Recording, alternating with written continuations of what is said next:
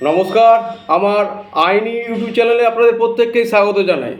আজকে যে বিষয়টি নিয়ে আলোচনা করব সেটা একটা গুরুত্বপূর্ণ বিষয়। সেটা কি, যেটা যেমন একটা আয়ের ক্ষেত্রেও একটা গুরুত্বপূর্ণ, সেটা জনগণের ক্ষেত্রে গুরুত্বপূর্ণ।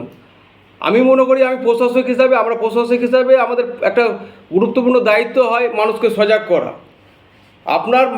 জনগণ যত সজাগ হবে প্রশাসনের কাজ করতে তত সুবিধা হবে।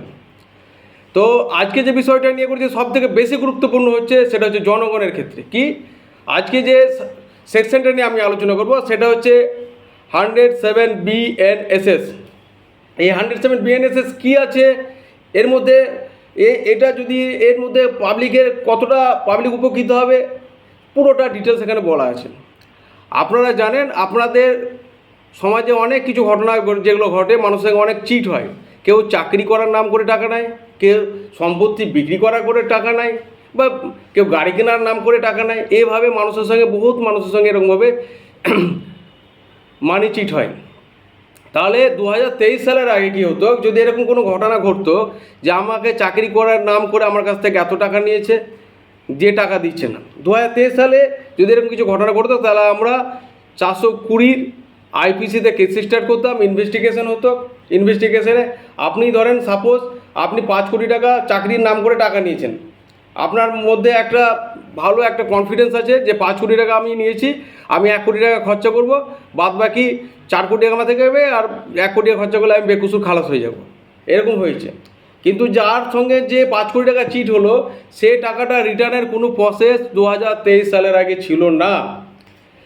কিন্তু ভারত সরকার যে BNS আর BNSS, যে CRPC IPC থেকে ওটাকে চেঞ্জ করে যে এই দুটো BNS আর BNSS যেটা চালু করেছে, ইমপ্লিমেন্ট করেছে, সেখানে 107 BNSS-এ পরিষ্কার বলে দেওয়া আছে আপনার সঙ্গে যদি এরকম কোনো ঘটনা ঘটে, আপনার সঙ্গে যদি দেখা গেল যে আপনার সঙ্গে মোটা অঙ্কের টাকা আপনাকে কেউ চিট করেছে, সে 5 কোটি হতে পারে, 50 লাখও হতে পারে, চিট করেছে, সেই টাকা কিন্তু এখন আপনি ফেরত পাবেন। এই ফেরতের প্রসেসটা কীভাবে করতে হবে বা আপনাকে প্রসেসটা কীভাবে প্রসিডিওর আছে পুরোটাই আপনাদের সামনে আলোচনা করব। যদি এরকম কোনো কমপ্লেন আসে যে কাউকে চাকরির নাম করে বা কাউকে কোনো প্রতিশ্রুতি দিয়ে বা গাড়ি কেনার নাম করে, সম্পত্তি ক্রয় বিক্রয় করার নাম করে কোনো মানুষের সঙ্গে যদি চিট হয়, সে যদি কমপ্লেন আসে, সেই কমপ্লেনের বেসিসে অ্যাজ পার ল অনুযায়ী সেকশন বসবে এবং FIR যখন হয়ে যাবে, FIR করার পর আয়ও যদি মনে করে যে লোকটার সঙ্গে সত্যি জেনুইন চিট হয়েছে এবং লোকটাকে ঠকানো হয়েছে, গ্রাউন্ড থাকে। কারণ যখন তার নামে যে এলিগেশনটা দিয়েছে আমার এত তারিখ থেকে টাকা নিয়েছে, ও ধরেন আপনার এই মাসের 5 তারিখ থেকে আপনি ওকে 50 কোটি টাকা দিয়েছেন বা 50 লাখ টাকা দিয়েছেন, তখন থেকে দেখতে হবে যার নামে এলিগেশন আছে সেই ডেট থেকে তার সম্পত্তি কত পরিমাণে বৃদ্ধি পেয়েছে এবং সেটা লিগ্যাল প্রসেসে বৃদ্ধি হয়েছে না ইলিগ্যাল প্রসেসে গেন হয়েছে, সেটা দেখতে হবে।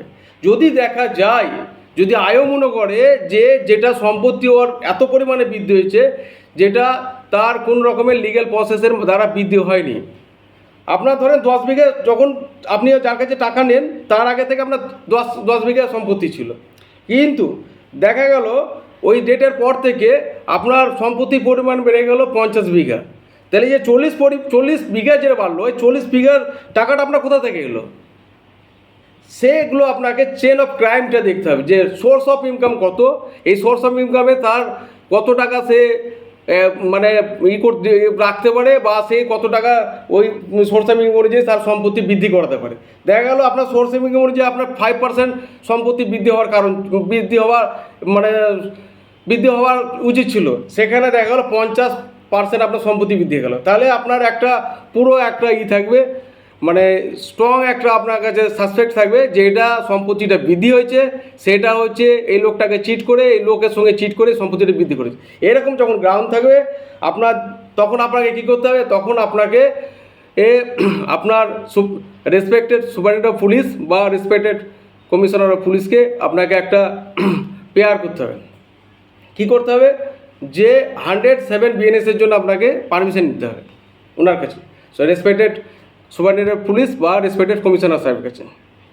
ওনার কাছ থেকে যখন পারমিশন পেয়ে গেলেন তখন আপনি ম্যাজিস্ট্রেটের কাছে আপনার গ্রাউন্ড তুলে দিবেন যে এই ব্যাপারে আমি এই লোকটা এরকম একটা এলিগেশন আছে, এলিগেশনে আমি ইনকোয়ারি করে দেখলাম যে পরিমাণে যেটা থেকে এলিগেশন আছে সেই ডেটের পরে সে প্রচুর পরিমাণে সম্পত্তি বৃদ্ধি করেছে এবং যে সম্পত্তিটা বৃদ্ধি হয়েছে সেটা হচ্ছে ইললিগ্যাল প্রসেসে।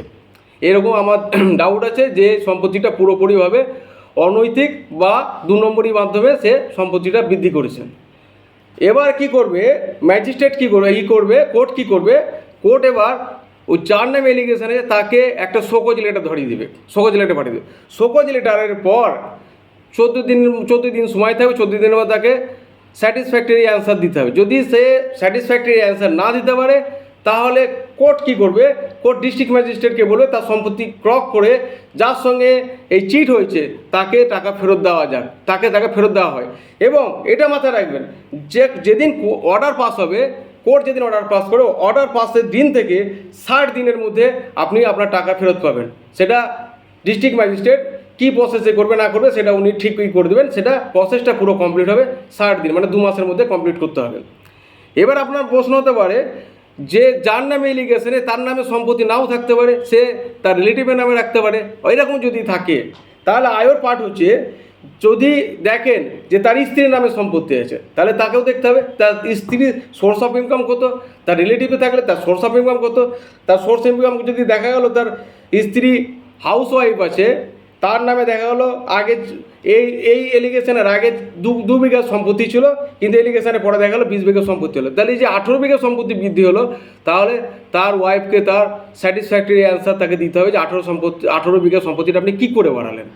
যদি না হয় তাহলে তার স্ত্রীর নামেও সম্পত্তি থাকলে সেই সম্পত্তি ক্রপ করে যে টাকাটা আপনার সঙ্গে চিট হয়েছে সেই টাকাটা আপনি ফেরত পাবেন। যেটা 2023 সালের আগে এই প্রসেসটা ছিল না। ইনভেস্টিগেশনের মতন চলবে, কিন্তু আপনার সঙ্গে যেটা চিট হয়েছে এই চিটের টাকা আপনি অবশ্যই ফেরত পাবেন যদি ইনভেস্টিগেশন যদি এই প্রসিডিওরটা মেনটেন করে, মানে 107 BNSS প্রসিডিওর যেটা আছে সেটা প্রসিডিওর যদি প্রপার যদি মেনটেন করে তাহলে আপনার ভয়ের কোনো কারণ নেই। আর যারা মনে করছেন, যারা অপরাধের সঙ্গে যুক্ত আছেন যে আমি সম্পত্তি এইভাবে 2 নম্বরইভাবে সম্পত্তি বাড়াবো, দরকার হলে 1 বছর 6 মাস জেল কেটে নেব কিন্তু আমার সম্পত্তি থেকে যাবে, তারা এখন মূর্খের জগতে বাস করছেন।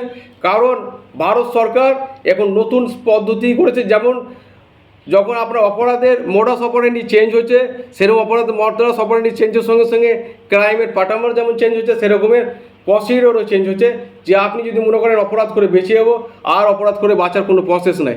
আপনি যে পরিমাণে টাকা আপনি ইনকাম করেছেন অবৈধভাবে সেই টাকাটা তো আপনার যাবে, সঙ্গে সঙ্গে আপনার জেলও হবে। যেটা আগে ছিল আপনি জেল খাটতেন কিন্তু আপনার সম্পত্তি থেকে যেত। কিন্তু এটা আর মাথায় রাখবেন যারা ক্রাইমের সঙ্গে যুক্ত, এটা সবসময় মাথায় রাখবেন। আপনারা যেমন ক্রাইমের প্যাটার্ন চেঞ্জ করে দিয়েছেন, মডাস অপারেন্ডি চেঞ্জ করে দিয়েছেন, সেরকম ভারত সরকার এখন বিভিন্ন রকমভাবে আপনাদের যারা অপরাধের সঙ্গে যুক্ত অপরাধী দমন করার জন্য বিভিন্ন আইনেরও সিস্টেম চেঞ্জ করেছে। কোনোভাবে আপনি অপরাধ করে বাঁচতে পারবেন না যদি প্রসিডিওর ঠিক মেনটেন হয়, তাহলে আপনার পানিশমেন্ট অবধারিত। সবাই সুস্থ থাকবেন, ভালো থাকবেন। জয় হিন্দ, বন্দে মাতরম।